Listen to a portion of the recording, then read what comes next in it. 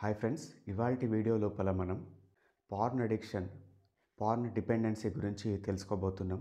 చాలామందికి ఇది చాలా సులభమైన విషయంలా కనిపించవచ్చు. కానీ ఎవరైతే దీన్ని ఫేస్ చేస్తున్నారో, ఎవరైతే దీన్ని వదిలించుకుందామని చాలా కష్టపడుతున్నారో, వాళ్ళకి ఇది లైఫ్లోనే అతిపెద్ద బిగ్గెస్ట్ ఛాలెంజ్ లెక్క కూడా అనిపించవచ్చు. ఉదాహరణకు ఒక 22 సంవత్సరాల రమేష్ అనే వ్యక్తి ఉన్నాడు. తనకు కెరియర్ పట్ల, జీవితం పట్ల పెద్ద పెద్ద లక్ష్యాలు ఉన్నాయి. తన జీవితం లోపల మంచి విషయాలను అచీవ్ చేసి సంఘం లోపల ఒక మంచి పేరు తెచ్చుకొని ఒక గొప్ప జీవితం బ్రతుకుదామని కలలు, డ్రీమ్స్ అతనికి ఉన్నాయి. కానీ తనకున్న అసంతృప్తి ఏంటంటే తను జీవితం మీద ఫోకస్ పెట్టకుండా చిన్న చిన్న చీప్ థ్రిల్స్ వెనుక పరిగెడుతున్నా అని బాధపడుతున్నాడు. ఈ ప్రపంచం లోపల మనకు సంతోషాన్ని ఇచ్చే దేనిపైన సరే మనం అడిక్ట్ అయిపోవచ్చు. కొందరికి షుగర్ అంటే అడిక్షన్ ఉంటుంది, కొందరికి పుల్లటి వస్తువులు అంటే అడిక్షన్ ఉంటుంది, కొందరికి బట్టలు అంటే అడిక్షన్ ఉంటుంది, కొందరికి పర్యాటక ప్రదేశాలు తిరగడం అంటే అడిక్షన్ ఉంటుంది. వాళ్ళకి ఇంట్లో ఉండలేరు. మనందరికీ తెలిసిన సబ్స్టాన్సెస్, ఆల్కహాల్ కానీ, గంజాయి కానీ, డ్రగ్స్ కానీ, టొబాకో కానీ, అది సిగరెట్ రూపంలో తీసుకున్నా కానీ, లేకుంటే నోటి ద్వారా తినే వస్తువుగా తీసుకున్నా కానీ చాలామంది అడిక్ట్ అయిపోతూ ఉంటారు. అది ఎంత సాధారణమో పార్న్ అడిక్షన్ కూడా అంత సాధారణం.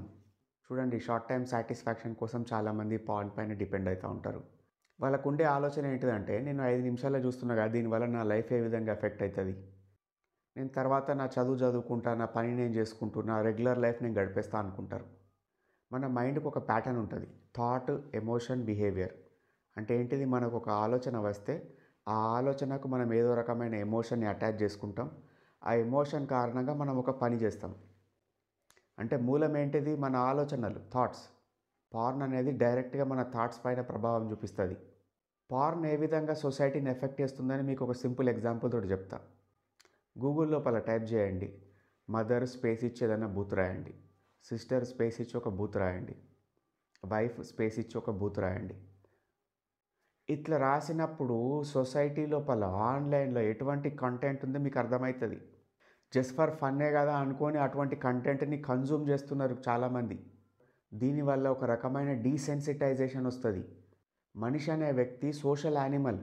అటువంటి వ్యక్తిని మనం కట్టడి చేయడానికి రకరకాల రిస్ట్రిక్షన్స్ పెట్టినాం, రకరకాల నిబంధనలు పెట్టినాం.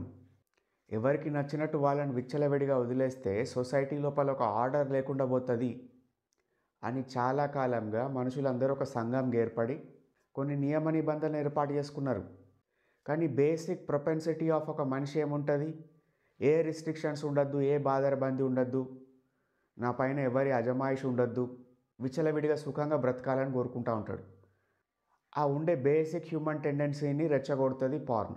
కొంతమంది కనీస బాధ్యత లేని వ్యక్తులు పార్న్ని ప్రమోట్ చేయడం, గ్లోరిఫై చేయడం, దాన్ని నార్మలైజ్ చేయడం వల్ల సొసైటీ ఎఫెక్ట్ అవుతుంది.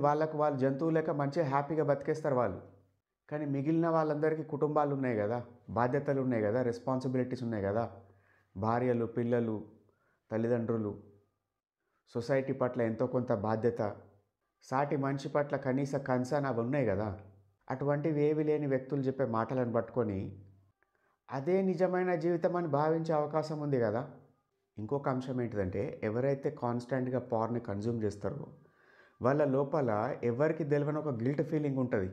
ఒక వ్యక్తి ఉన్నాడు, 55 సంవత్సరాలకు వచ్చిండు, జస్ట్ ఫర్ ఎంటర్టైన్మెంట్ అది చూస్తున్నాడు.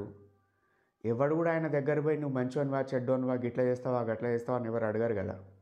అదే ఒక 22 సంవత్సరాల అబ్బాయి ఉన్నాడు, తన పైన ఆధారపడ్డ కుటుంబం ఉంది, తను బాగా చదువుకొని ఒక ప్రొడక్టివ్ జాబ్ చేసో, ప్రొడక్టివ్ బిజినెస్ పెట్టుకోనో లైఫ్లో గ్రో అయితే ఆ కుటుంబం బాగుపడుతుంది.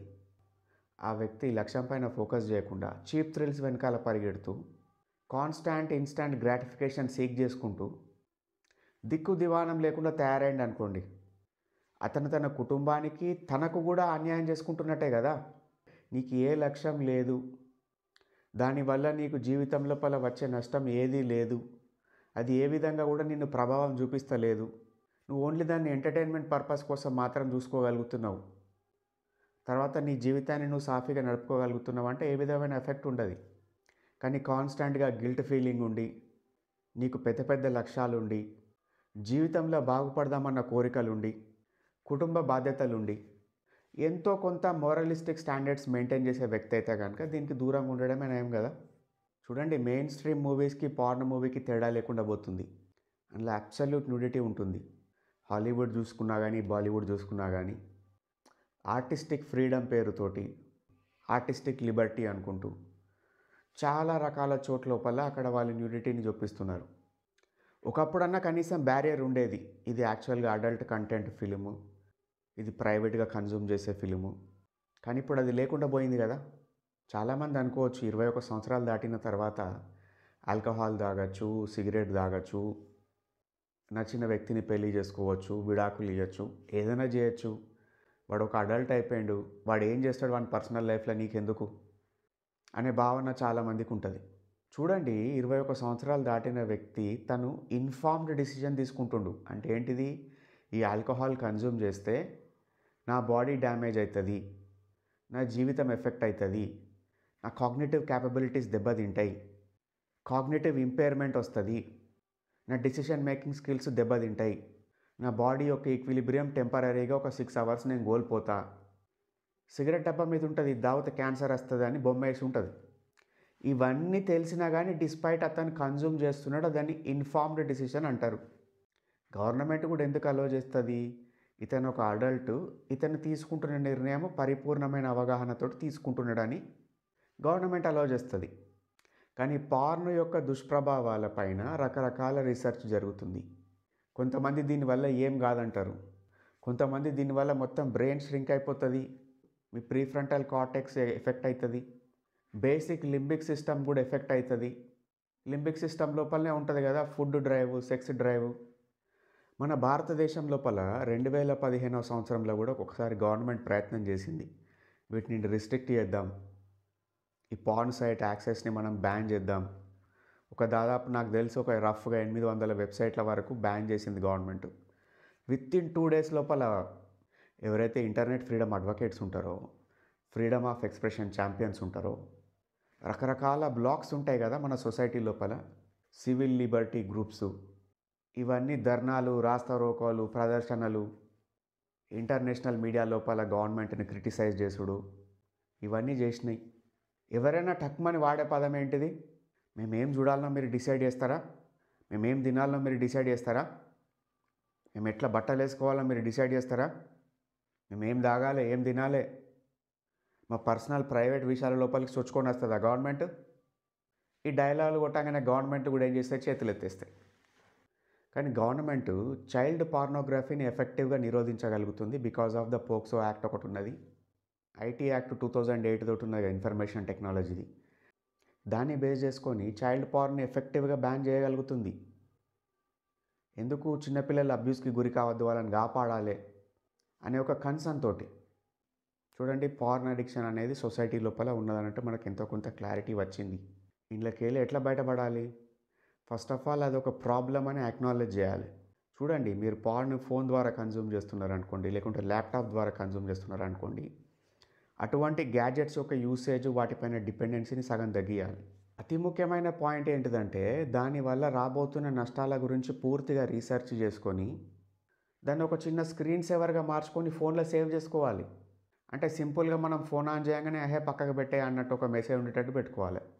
అంటే మనం ఓన్లీ మాట్లాడుకోవడానికి లిమిటెడ్ అవకాశాల కోసం మాత్రమే మన ఫోన్ వినియోగించుకోవాలి అని ఒక ఇండైరెక్ట్ స్కూలింగ్ మనకు మనం చేసుకోవాలి.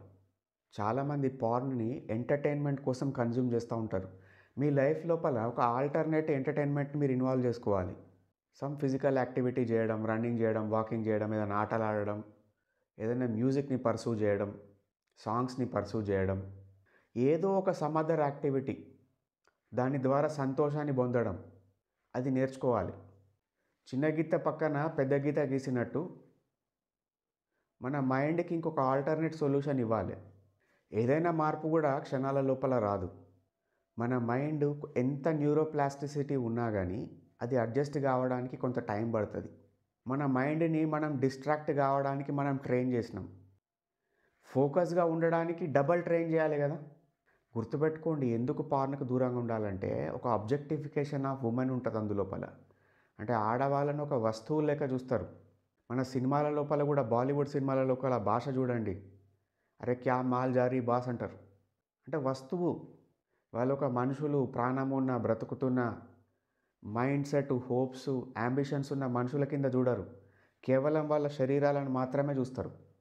మీకు స్త్రీల పట్ల గౌరవం ఉండాలి, మీకు ఫ్యూచర్లో రాబోతున్న లేకపోతే ఆల్రెడీ ఉన్న భాగస్వామి పట్ల మీరు ఎంతో కొంత లాయల్ ఉండగలగాలి.